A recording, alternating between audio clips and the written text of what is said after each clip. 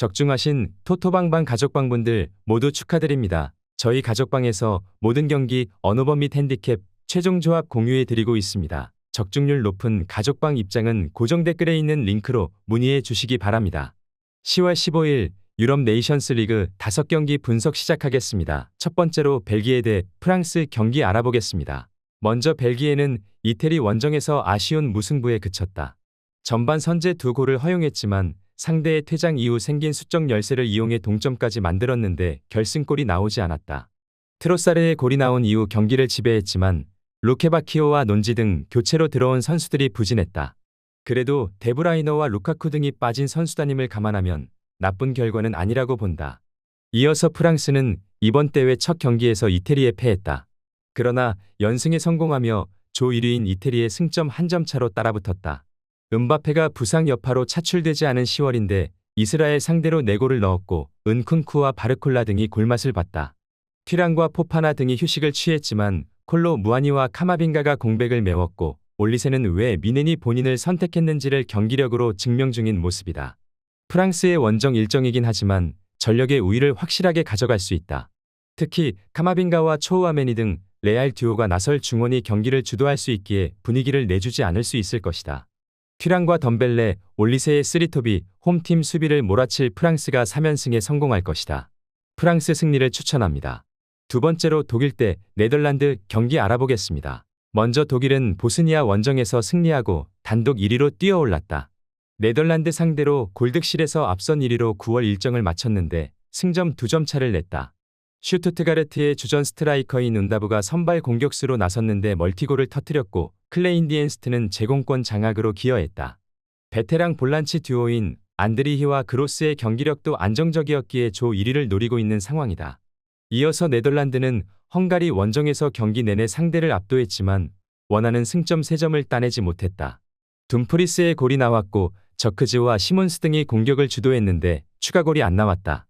게다가 팀의 주장이자 수비진의 핵인 반 다이크가 퇴장당하며 이 경기에 결장하는 악재도 생겼다. 드브리와 데 리으트가 선발 센터백 듀오로 나서 독일과 맞서야 하는 상황이다. 네덜란드는 시몬스와 각포, 저크즈의 쓰리톱이 매우 위력적으로 홈에서 독일 상대로도 좋은 경기를 했었다.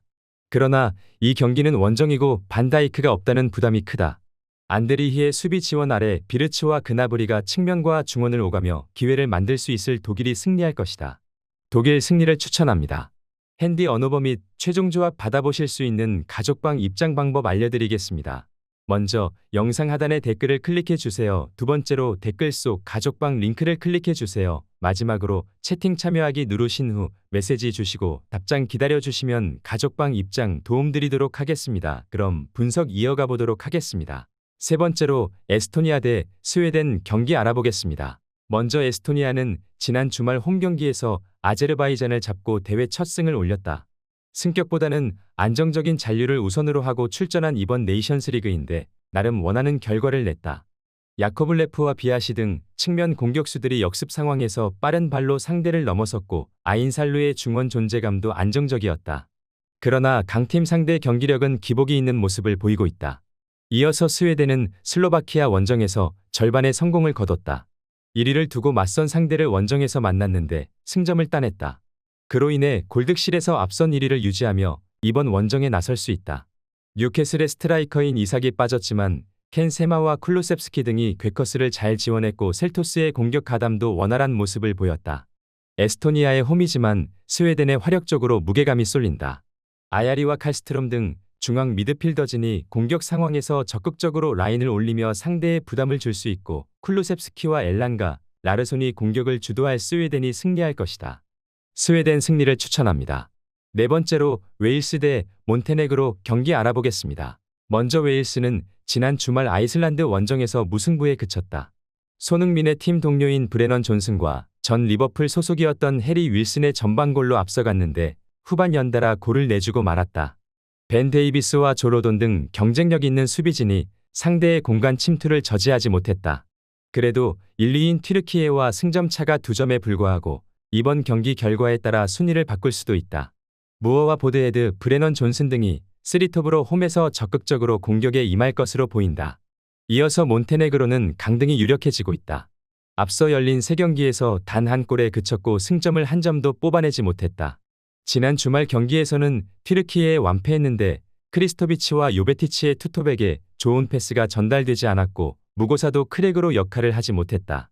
이 경기는 원정에서 난적을 상대하지만 승점 3점을 위해 라인을 크게 내리지 않을 것으로 보인다. 몬테네그로는 학사바노비치와 부크체비치의 이탈 이후 대표팀 전력이 약해졌다. 수비진도 기복이 큰 모습을 보여주고 있는 상황이다. 제임스와 쿠퍼가 중원에서 안정적인 운영을 통해 경기의 주도권을 가져올 것이고 존슨과 보드헤드가 상대의 수비를 몰아칠 웨일스가 승리할 것이다. 웨일스 승리를 추천합니다. 핸디 언어버 및 최종 조합 받아보실 수 있는 가족방 입장 방법 알려드리겠습니다.